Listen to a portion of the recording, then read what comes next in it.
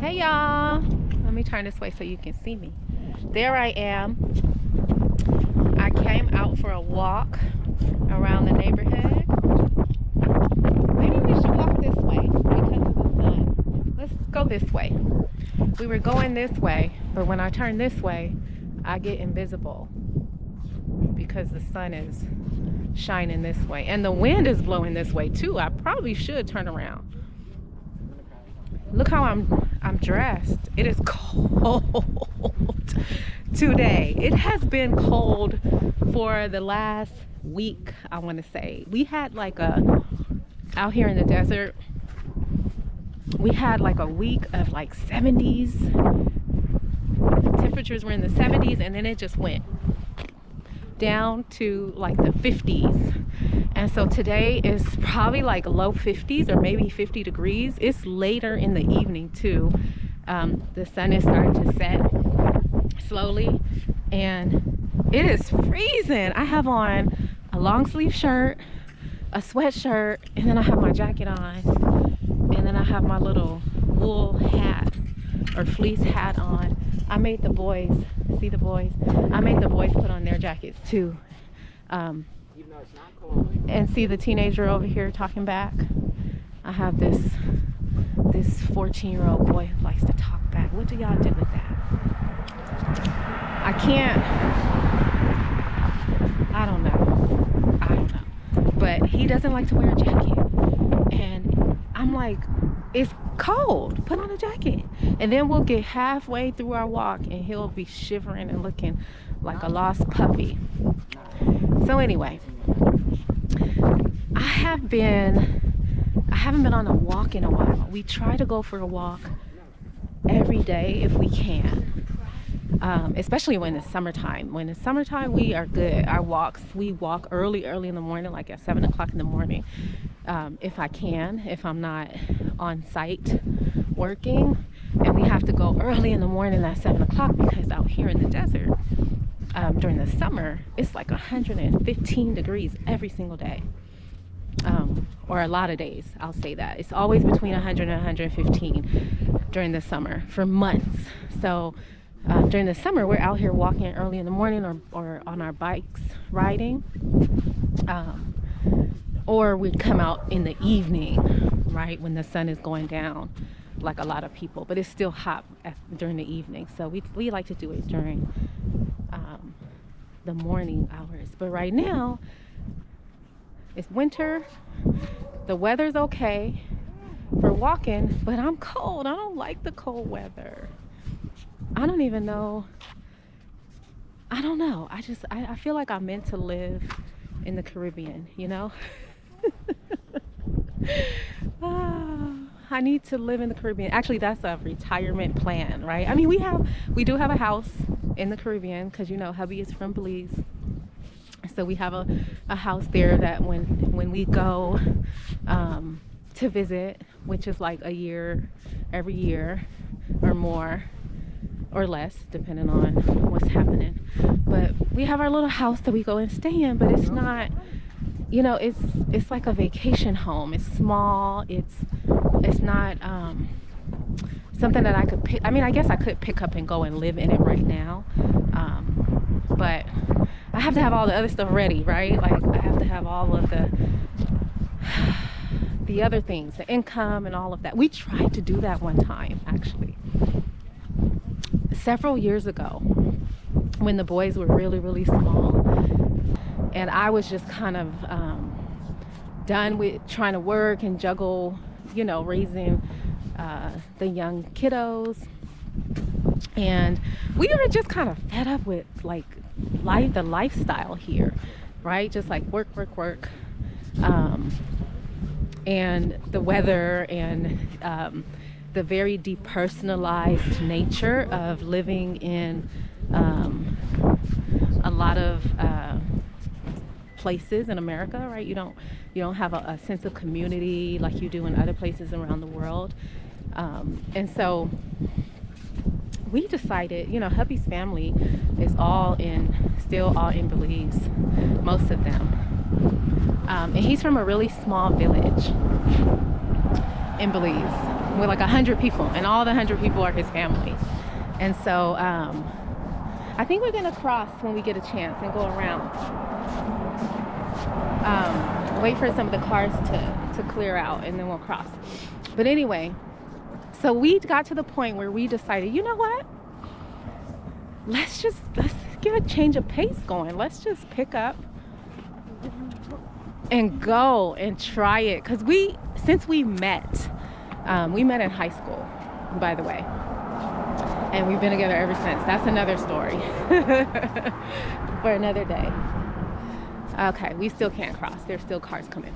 But anyway, since we met, we always had shared a dream of being able to go back to Belize and live, right? Like, just, I don't know if it was going to be a retirement.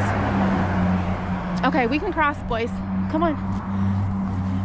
Oh, this person's making a U-turn. I don't know if it was going to be retirement or if it was going to be, you know, before retirement age.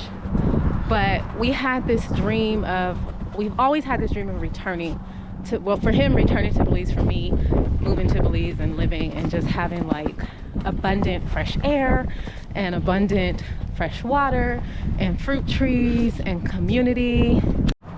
Okay, so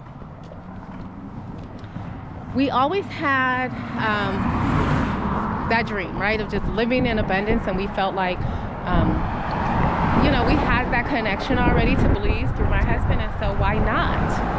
And so our first step was when we were able to acquire some land and build a house. And so we did that, and years later, a lot of traffic, everybody's coming home from work. Years later, we decided, we got to this point where we were just kind of tired of the lifestyle here, and we decided that we were gonna pack up stuff, take a road trip. We drove to Belize, from California to Belize, y'all, and we were gonna stay until, we were supposed to stay forever, right? It was supposed to be a forever thing. Now, that's another video for another day. I will probably make a video about that, because that is a whole adventure that I'm sure folks will be interested in hearing about, especially if you're thinking about doing something similar. So anyhow, we went and we stayed for a few months, and we ended up coming back. So I'm not gonna give y'all the whole story, because like I said, I think I'm gonna make a separate video about our attempted relocation from California to Belize. So anyhow, yeah, I mean, I wish we could have stayed. I wish I was there right now. I actually was looking at my calendar this morning to look at all of my different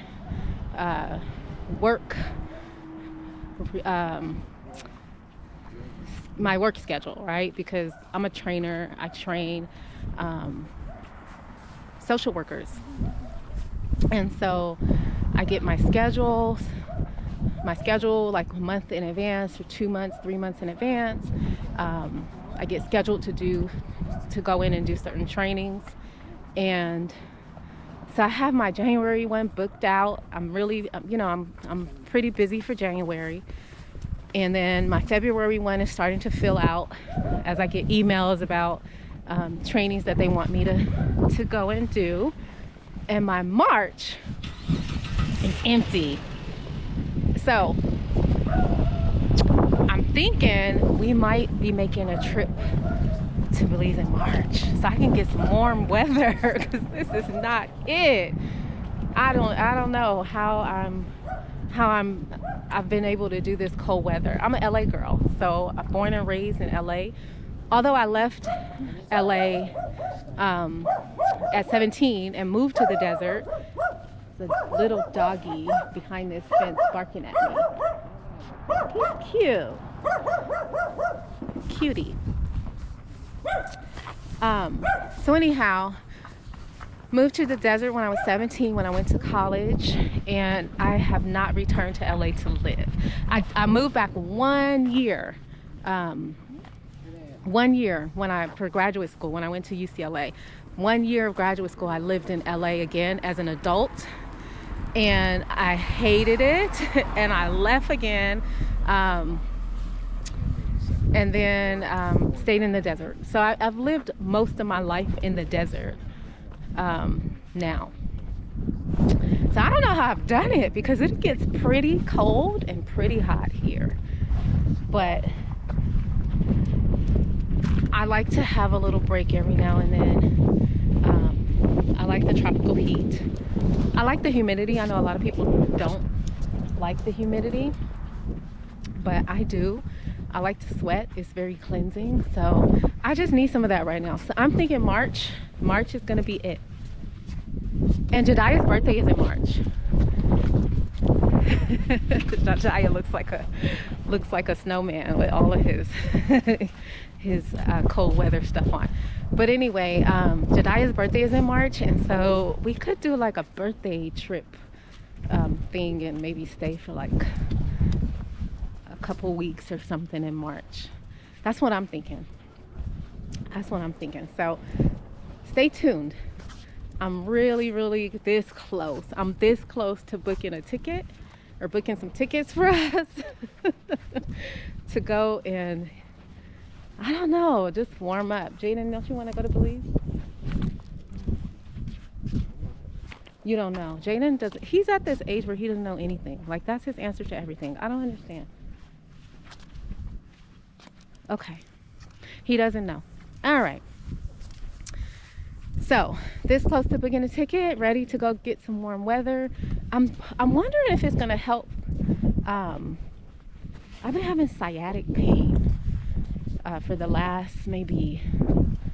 Well, I've always had like this irritating kind of pain in my right hip area, like the sciatic, nerve area. But over the last couple of days, it got really bad, and it started affecting my whole leg, to where I was just, actually the day that I made pizza, I was just standing up in the kitchen for a couple hours making pizza, and by the time I was done and went upstairs to retire for the night, my leg just locked up. I've never had that happen before. So that's what I've been nursing for the last few days, is this leg that has been really painful.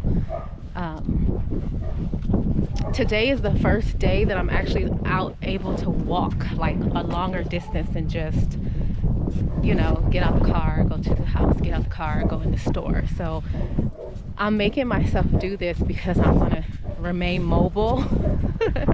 And I know they say one of the worst things you can do with sciatica is to let the pain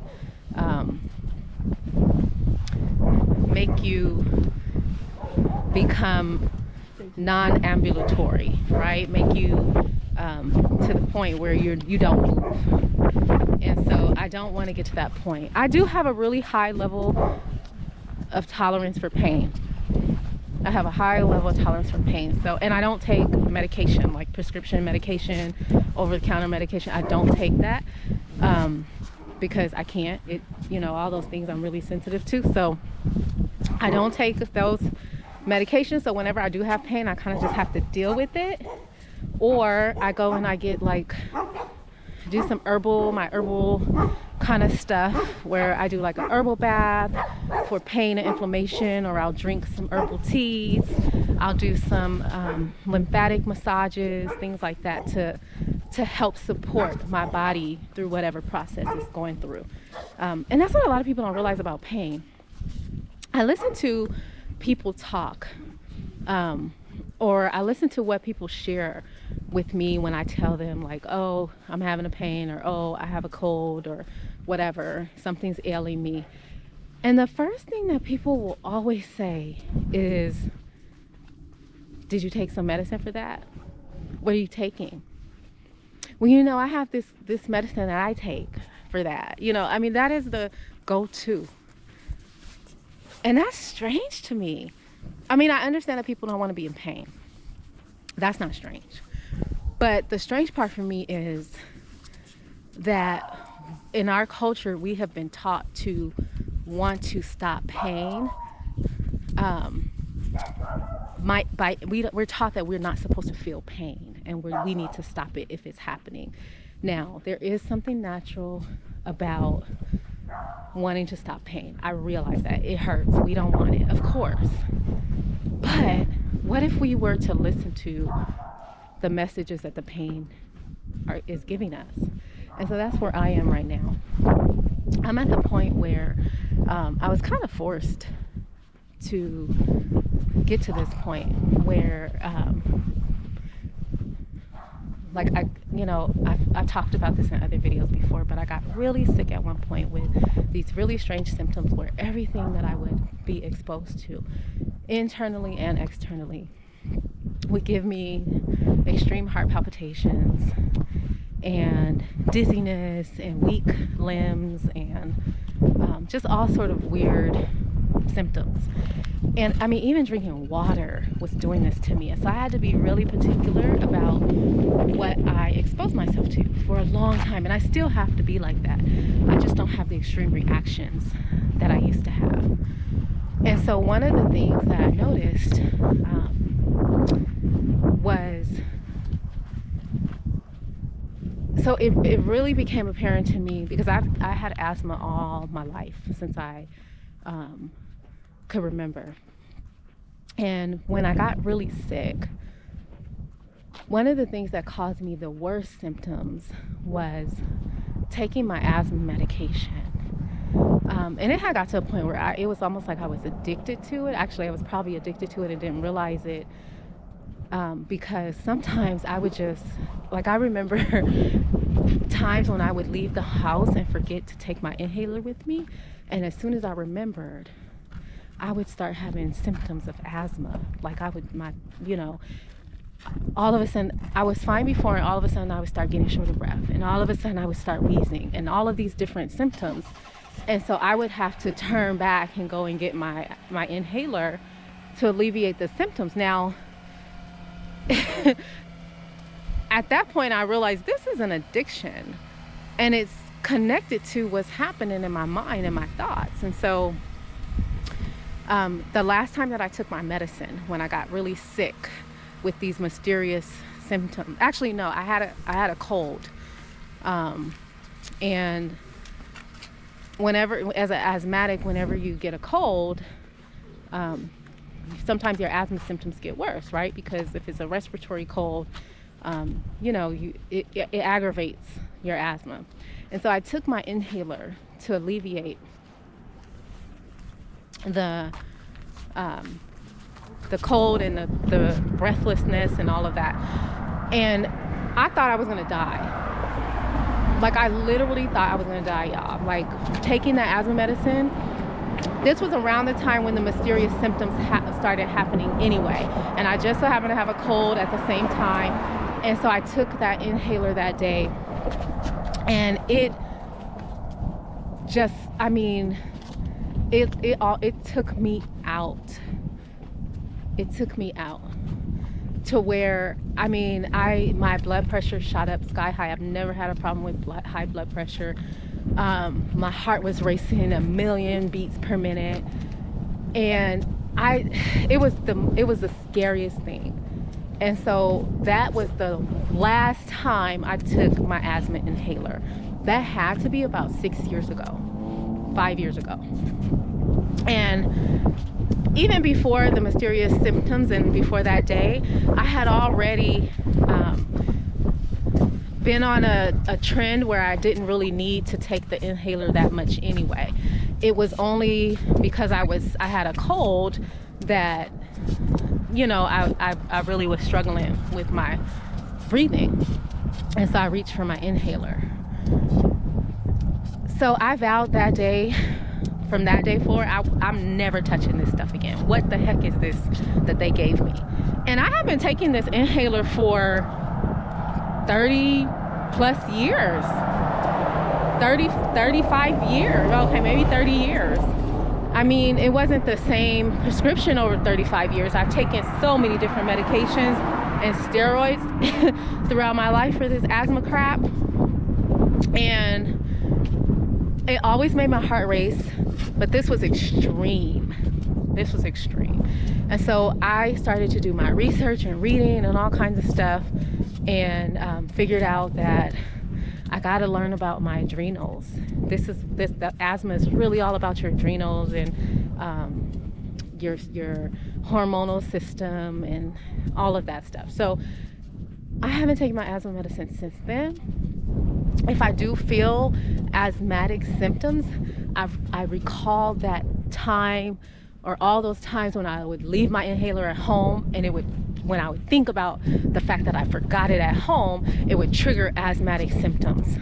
And if I have asthmatic symptoms today, I'll say to myself, this is not really an asthma thing. Like, this is not about not being able to breathe. This is about thoughts. This is about your adrenals. This is about stress, right? Which is all connected to your adrenals and your thoughts and things like that. So I usually am able to remind myself of that and forget about it.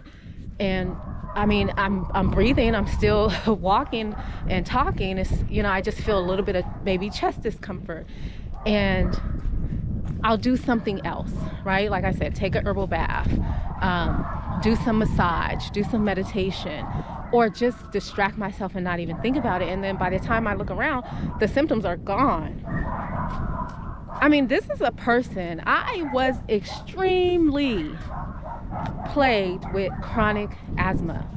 Like, I've been in the hospital so many times because of asthma as a child. I mean, I couldn't run, I couldn't laugh, I couldn't do anything that normal kids could do growing up. So that is why, the other side of me that a lot of people don't know about is that I'm very, very oriented towards health. I am not perfect, so I do a lot of other things that are not necessarily healthy, like I'll eat the donuts or I will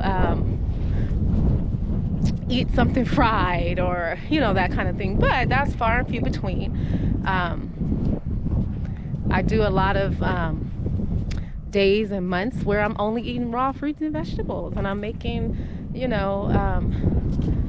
like what I made today. I'm making like Caribbean type soups where it's loaded up with pumpkin and potatoes and coconut milk and okra and greens and things like that. So I do that most of the time, majority of the time. And then I also really believe in my herbs that grow from this beautiful earth around us, and other types of ways to support your body that are not invasive and abrasive, like surgery and pharmaceuticals and all these other wild things that I don't believe were ever really meant to be part of our lives. And in the way that we use these things, like maybe you're meant to take a pill a couple times to get you over the hump, and you got to fix the problem that even got you to needing to take that pill, but not, I need to be on this pill every day for the rest of my life. No, because I choose not to do something different with my habits. I don't think that is, I don't think that that's the way things were meant to be, for me anyway. So that was a little detour to my story, but I don't know how I even got to talking about that. I think I was talking about my leg and sciatica and pain and not taking pharmaceuticals, and that's why I don't take pharmaceuticals, and I will try my best never to take pharmaceuticals, because I think they do more damage than they do good for me. So I'm like just listening to the pain. That's the other thing, right? Like, if you take painkillers, how do you know when you're better? Right? Like, how do you know when things are really, like, that your body is healing and your body is doing what it needs to do? You are literally suppressing all of that. You're literally suppressing your body's ability to recognize whether or not you need to pivot and change and do something else because you've numbed the pain. So like I said, I've been struggling with this sciatica for a few days, and this is the first day where I'm like, I just walked around the whole block, right? And I've been like in severe pain. Like even at night throughout my sleep, I'm tossing and turning. It's like so painful. But look at me, I'm out here walking today, and I do have some pain, but it's not, my leg is not locked up. Okay, we're gonna go around that and come back that way. Go around where? Are you guys cold? Go where? Go around the back, the new street. I'm confused.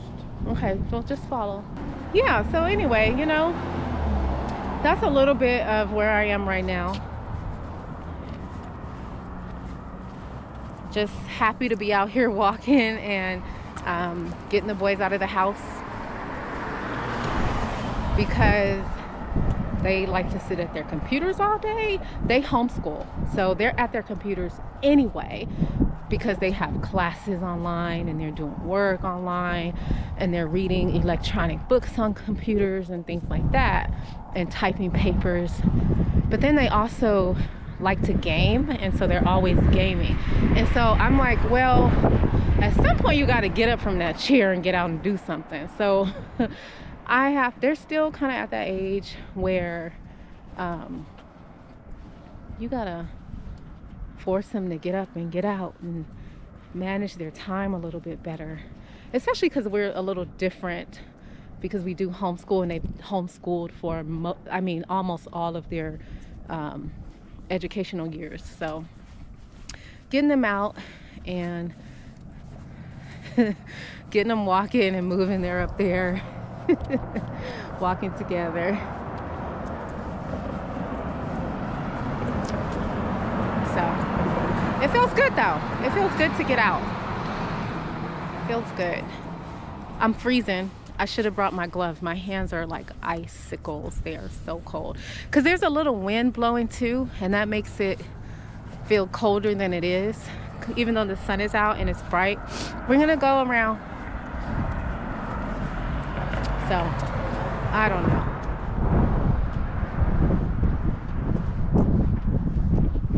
My community is filling in. I'm looking down the street here and it doesn't even look like the same place that we moved into when we bought our home. I live in a new community. When we moved here, we were one of 6 houses on the block. I don't even know if there were 6, maybe like 4 or 5. And everything else around us was just plain desert. And now there are about 50 or 60 houses that have been built around us since then. And people have moved in, and so we are getting more populated in this little area. I'm seeing more people walking around and then getting out and getting exercise with their kiddos too. So it's an interesting feeling to be alone. We were almost alone for like a year, where we were, you know, you could look out your window from any side of the house and you just see open desert and mountains. And now I look out my window and it's people's backyards and dogs and more houses, and I don't see the mountains as clearly as I used to. I only see a piece of the mountain because the house is there. So it's just really interesting. Really interesting to experience being a part of the development of a new community, and they're still building more. I think if I had to do it all over again, I don't know that I would buy a house where they were still building houses, because it was a long year or 2 years. It's been almost 2 years now. I mean, the construction, I mean, when I tell you at like 6 o'clock in the morning when the sun would come up, the construction folks were on site and drilling and hammering and all of that. Oh my gosh, it was so loud. And that was a time when I was always at, like, I worked for another university, and I was always working at home. I was on meetings, and I'm on meetings talking about big stuff, big money stuff, contract stuff. I needed it to be quiet. And I got people with the jackhammer in the background.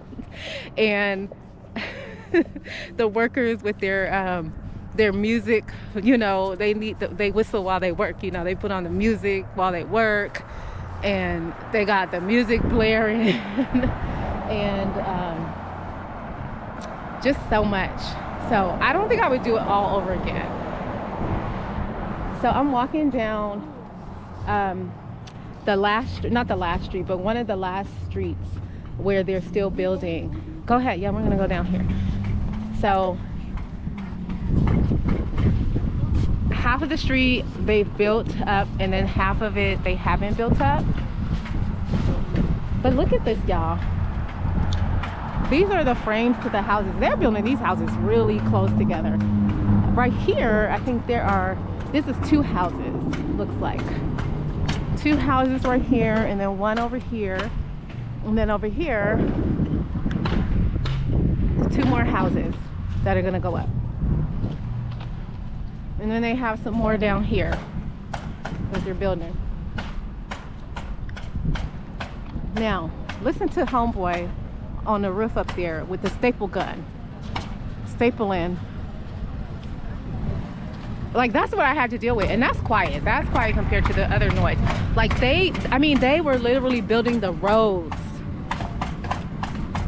when I moved in. Like, they had steamrollers out here every day going back and forth over these roads to compact the desert soil, and then lay the asphalt and compact it some more, and just, I mean, steamrollers, and it would shake up the house.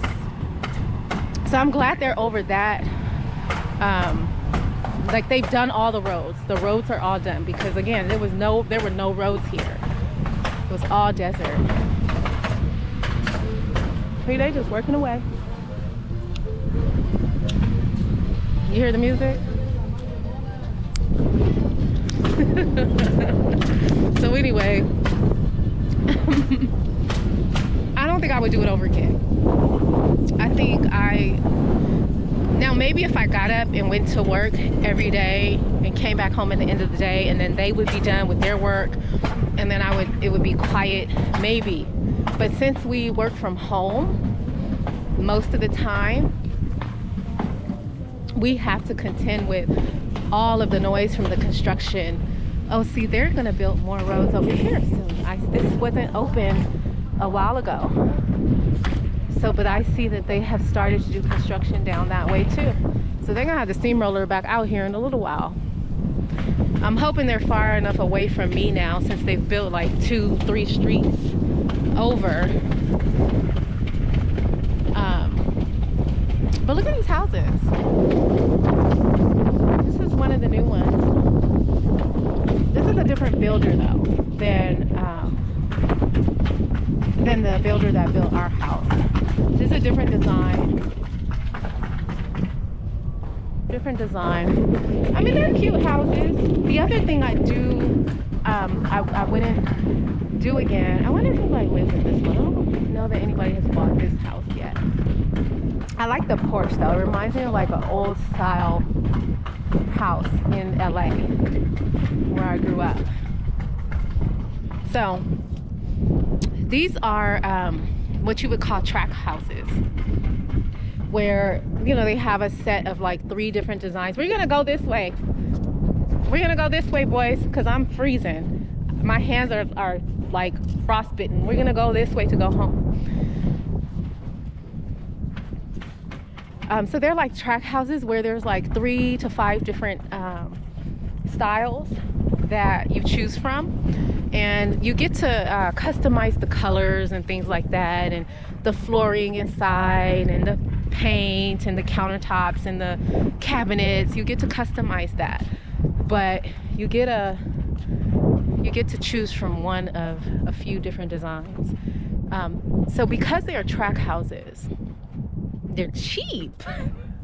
I mean, not cheap in price, although I will say living in the desert is cheaper than living in the bigger cities in California, right? Because, you know, it's like supply and demand, right? No, most people want to live in the big city because that's where all of the stuff is, right? All the jobs, all the entertainment, the weather is better, the water is nearby. Like if you're living in LA or on the coast, which is where the big cities tend to be. And so that drives up costs, right? There's a finite amount of land and housing, and because so many people are they want to live there, they're willing to pay whatever, they pay, and it drives up the costs, right? So nobody really wants to live out in the desert because we don't have all those things. We do have military bases out in the desert usually. So there's 2 military bases nearby, and that's why you get a lot of people that live out in these areas, because a lot of people work for the military, or they're in the military. But other than that, there really is no pull for people to live in the desert. The weather is undesirable for most people. There's not a lot of variety as far as like entertainment and things like that, and so the price is not high because of those things, because there's not a lot of demand for housing and for people wanting to live in the desert. So it is a little cheaper relative to bigger cities, but the houses are cheap in terms of quality. Now, I guess I could have, like, we did something a little different with our house. Our house was already built. It was like one of 2 that were already built that somebody had signed up to buy, and then the deal fell through. So the house was already here, and they had already customized things how they wanted it. And so we went ahead and we bought one of the houses. Now, maybe if I would have started the way a lot of people start, where you just come, you choose the home site you want, it's built, and then you get to come in and custom and figure out what you want inside of it. Maybe I could have chosen some more like interior designs that were maybe higher quality. But because when you look at the models for the houses, they look good. Like the inside stuff is quality. So maybe you could have chosen, maybe I could have come in and said, you know what, I want everything exactly like the model, right? And then of course they give you a base price, and then whatever you add, it drives it up, and so maybe I could have done that. So that's something that I'll keep in mind, like if I ever go through this process again and we buy a house again, a new home in a new community. It's about. So anyway, I'm gonna go in now because I am freezing. I mean, when I say it is cold, it is cold. It is cold. It is so cold. My hands are like ice. So I'm gonna go in and I'm gonna get comfy and shower and put on my